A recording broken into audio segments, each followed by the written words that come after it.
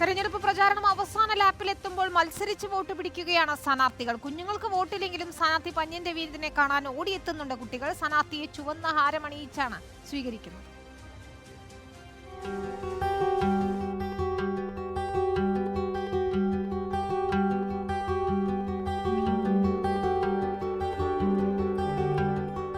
പ്രചാരണത്തിനിടയിൽ സ്ഥാനാർത്ഥിയെ കാണാൻ പല വഴികളിലും ജനക്കൂട്ടമാണ്. പൂക്കളും ഷാളും തുടങ്ങി ഇഷ്ടമുള്ളതെല്ലാം നൽകി സ്വീകരണം കെങ്കേമം. വോട്ടില്ലെങ്കിലും സ്ഥാനാർത്ഥിയെ സ്വീകരിക്കാൻ വഴിനീളെ കുട്ടിക്കൂട്ടവും നിരന്നിട്ടുണ്ട്. LDF സ്ഥാനാർത്ഥി പന്ന്യൻ രവീന്ദ്രന് ചുവന്ന ഹാരമണിയിച്ച് സ്വീകരണം. തിരിച്ച് കുഞ്ഞുങ്ങളെയും ചുവന്ന ഷാളണിയിച്ച് പ്രത്യാഭിവാദ്യം നൽകി സ്ഥാനാർത്ഥി.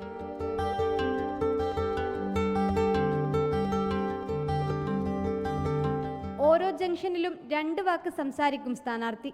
പന്ന്യൻ രവീന്ദ്രൻ ശൈലിയിൽ തമാശ കലർത്തി BJPക്കും കോൺഗ്രസിനും രൂക്ഷ വിമർശനം.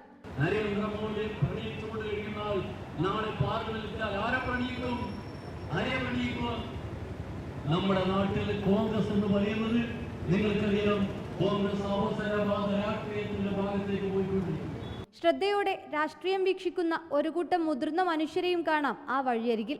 ശ്രദ്ധയോടെ സ്ഥാനാർത്ഥിയെ കേൾക്കുന്ന, അതിനായി വഴിയിൽ മണിക്കൂറുകൾ കാത്തു നിൽക്കും അവർ. കൃത്യമായി രാഷ്ട്രീയ നിലപാടുകൾ പറയുന്ന അനുഭവത്തിന്റെ കരുത്തുള്ള നിരവധി പേർ.